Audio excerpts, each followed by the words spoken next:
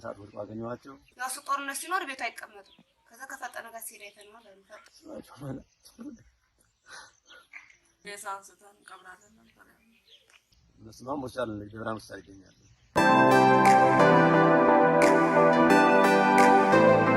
ሰላም ጤና ይስጥልኝ። የተወደዳችሁ አድማጭ ተመልካቾቻችን እንዴት ናችሁ? እንደምንሰነበታችሁ። ራሱን የሀገር መከላከያ ሰራዊት እያለ የሚጠራው የአብይ አህመድ ጨፍጫፊ ሰራዊት በተለያዩ አማራ አካባቢዎች ንጹሃንን መጨፍጨፉን ቀጥሏል። ዛሬ እዚህ አጠገብ የሚገኙት ደግሞ አቶ አውራሪስ ንጉሴ ይባላሉ። በሞጃና ወደራ ወረዳ በዚህ በሸዋ ጠቅላይ ግዛት ማለት ነው። በተለይ በጋውና ከተማ አካባቢ ሁለት ልጆቻቸው በድሮን የተገደሉባቸው አባት ናቸው። ከእሳቸው ጋር አጭር ቆይታ አድርጋለሁ። አብራችሁን ቆዩ። አቶ አውራሪስ በቅድሚያ ፈቃደኛ ስለሆኑ በጣም አመሰግናለሁ። ለዚህ ቃለ መጠይቅ ምንድነው የተፈጠረው? እስኪ በእናንተ አካባቢ የድሮን ጥቃት ተፈጽሞ እንደነበረ የሚታወቅ ነው። በወቅቱ በስፋት ዘግበነዋልና ሁለት ልጆቹም በዚህ ጥቃት እንደሞቱበት ሰምቻለሁ። በቅድሚያ እግዚአብሔር ያጽናዎት።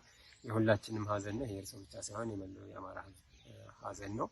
የአማራን ሕዝብ በጠቅላላ በጠላትነት ፈርጆ ነው በድሮንም በእግረኛም እያጠቃ እየደመሰሰ እየጨፈጨፈ የሚገኘው ይህ ጠላት እና የሁላችንም ሀዘን ነው፣ የሁላችንም ጥቃት ነው። ስለዚህ ሀዘኑን ሁላችንም የምንጋራ መሆኑን ሊያውቁት ይገባል። ብቻዎትን አይደለም የሚያለቅሱት፣ መላው የአማራ ሕዝብ ከጎኖት እንደሆነም ሊረዱ ይገባል። ነገር ግን ዓለም አቀፉ ማህበረሰብ ይህንን ማወቅ ስላለበት ምንድን ነው የተፈጠረው? እስኪ ባጭሩ ንገሩኝ። በዛን ሰዓት የነበረው አደጋ በጣም የተለየ አደጋ ነው። ቦቱ ከስራ ውዬ ስትመለስ ልጁ ወድቋል። ጋውና ኧረ እንዴት ጋውና ወረደ ትባል፣ ኧረ እየተሸሹ ነው ተጨባሪ ቡድን እያመለጡ ወርደው በዛ መኪና ተመቱ። መኪና ላይ ጎል መታቸው ወረደ ደረስኩ። ሁለት ልጆች በዛን ሰዓት ወድቆ አገኘኋቸው። ልጆች አስከሬን አነሳው። ሌላም በቃ የልጅ ደረሰልን እንደረ ሌላም ሰው አደር ደረሱ። የሁሉንም አስከሬን እየሰበሰብን አነሳ። ሁለቱም በድሮን ነው የተመቱት። ምንም አይነት ወታደራዊ እንቅስቃሴ አልነበረም። በዛን ሰዓት ከ30 ኪሎ ሜትር ርቀት አለ። በጣም ወታደራዊ አካባቢ ላይ አይደርስም ጦርነቱ። ፋሲካ ከተማን ዘሎ ወርዶ ወደ ጋውና ነው ጦርነት ያለው ፊራገነት አካባቢ። በዛ ጦርነቱ ጋር የሚገናኝ ነገር የለም ጭራሽ። እሱ ሆን ብሎ ያው አማራን ለማጥፋት የተደረገ ጥቃት ነው እንጂ ጦርነቱን አንቱ አይገናኝም፣ ከዛ ጋር አይገናኝም። እሱ በዛን ሰዓት የልጆች አንዷ የ8 ዓመት ልጅ ናት፣ እንግዲህ አውራሪስ ትባላለች። አንደኛው ወንድ ልጅ ነው፣ ቅዱስ አውራሪስ ነው። ሁለቱም የሰንበት ተማሪ ናቸው።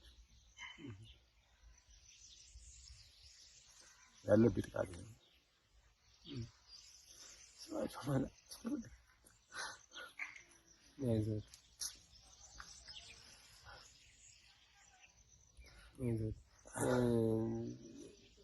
ከእርስዎ ልጆች በተጨማሪ ሌሎችም እንደዚህ በድሮን የተመቱ ሰዎች እንዳሉ ሰምተናል። በወቅቱ በጣም በርከት ያለ ቁጥር እንደነበር ምናልባትም ወደ 60 የሚደርሱ ሰዎች በአንድ መኪና እንዳሉ እንደተጨፈጨፉም ጭምር ነው ሲዘገብ የነበረውና እስኪ አጠቃላይ ሁኔታውን ይንገሩን።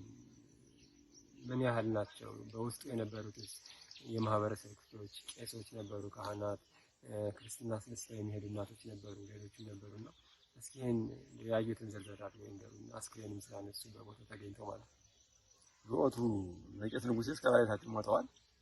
እነሱ አስክሬን ብዙ ይለያል፣ ሌላው አስክሬን አይለይም። ሌላው የክርስትና 11 ህዝብ ነው ያለው። በክርስትናው አብሮ ክርስትና ተነሽዎች 11 ናቸው። 11 7ቱ እዛው ህይወታቸው አልፏል።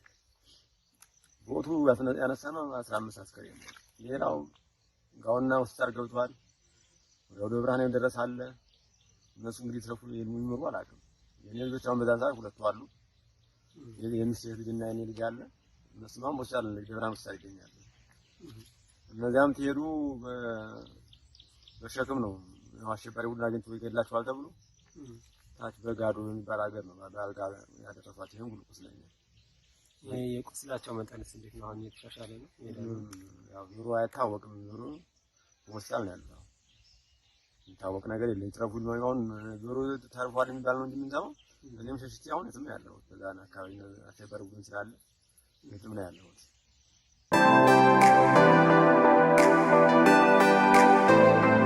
ያጽናችሁ ወንድሞቻችን አባቶቻችን የተሰዉት የክብር ሰማዕትነት ነው፣ የክብር ሞት ነው የሞቱት። እንደ ማንኛውም አይነት ስጋዊ ሞት አይደለም የሞቱት። አንድም ለሀገራቸው ለማንነታቸው፣ ሁለትም ለሃይማኖታቸው ሲሉ ነው የተሰዉት እና የትልቅ ሰማዕትነት ነው።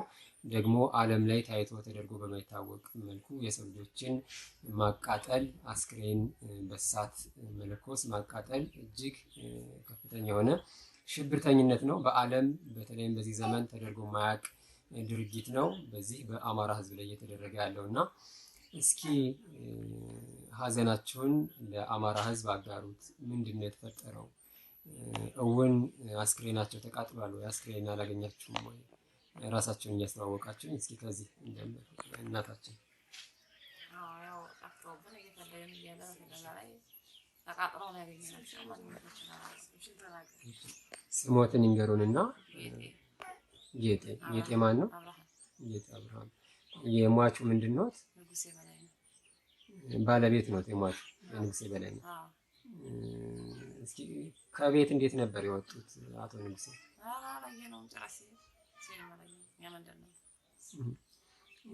ከዛ አስክሬናቸው ተቃጥሎ ነው ያገኛችሁት? እንዴት ለያችሁት? ለመለየት አልተቸገራችሁም ነበር?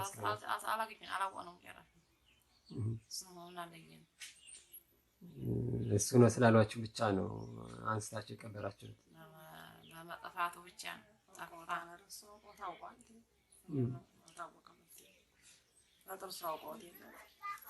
በጥርሱ ብቻ ነው የተለየው?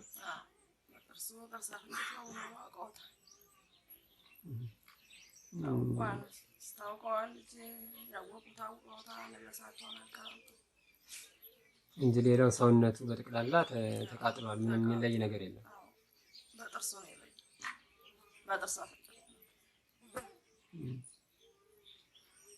በምንድን ነው ያቃጠሏቸው? የአገዳ እሳት አቀጣጥለው ለብልበው። ምን ተሰማችሁ እናንተ እንደዛ ተቃጥሎ ስታገኙ? መቼም አልጠበቃችሁም የሰው ልጅ እንደዚህ ይቃጠላል ብላችሁ፣ ለዛውም ደግሞ መንግስት ነኝ የሚል አካል ይሄን ይፈጽማል ብላችሁ አልገመታችሁም።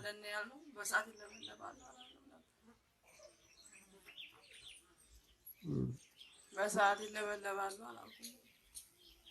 ሬሳ አንስተን ቀብራለን ነበር። ሌላም ሰው አብሯቸው ነበረ? ምንድን ነው አብሯቸው የነበረው? ጓደኛቸው ነው። ፈጠነ ይባላል። ስለዚህ ፈጠነስ ምንድን ነው? እሱ የቆሰለ ነው፣ በህይወት የተረፈ ነው። ያው እኛ ሲጠፋብን ሲጠይቅ ፈታህ ጠነጋን ሄዱ ሲሆን ያንጻት እዚህ እኛ ሌላ ጋር ነበር። ያው እሱ ጦርነት ሲኖር ቤቱ አይቀመጥም። ከዛ ከፈጠነ ጋር ሲሄድ አይተነዋል አሉ። ፈጠነ ስንደውልለት ቁስለኛ ሆኖ ጉድ ሄዷል ሲሉ ከዛ ስንደውል አይተ በላይ ጋር እሱ እነሱ ወደ አገዳ ጉዱ ጋር ናቸው ጠብቅ ግን ያው ምናምን አለ። ያው እሱ ለመናገር ፈርቶ መሰለኝ ያንጻት። ከዛ እኛም በቃ ጠረጠርን እሱ ነው ከኔ ከዛ ወደ ሄጅ ስጠይቃቸው አንዱ ጥርሰ ፍንጭት ነው አይለዩም፣ ግን ጥርሰ ፍንጭት ነው ሲሉ እኔም ያው አባቴ ነው እንጂ አንጻት ነው ይቀርብ። መከላከያ ወደዚህ መጣ ሲባል እንደዚህ አይነት ግፍ እንደሚፈጽም ገመታችሁ ነበር? መምጣታቸውም አልታወቀም። የለን መጣ እየተባለ እሱ ያው ዞሩ ጦርነት መስለማይቀር ቦታ ሊይዙ ሲሄዱ አብሮ ነው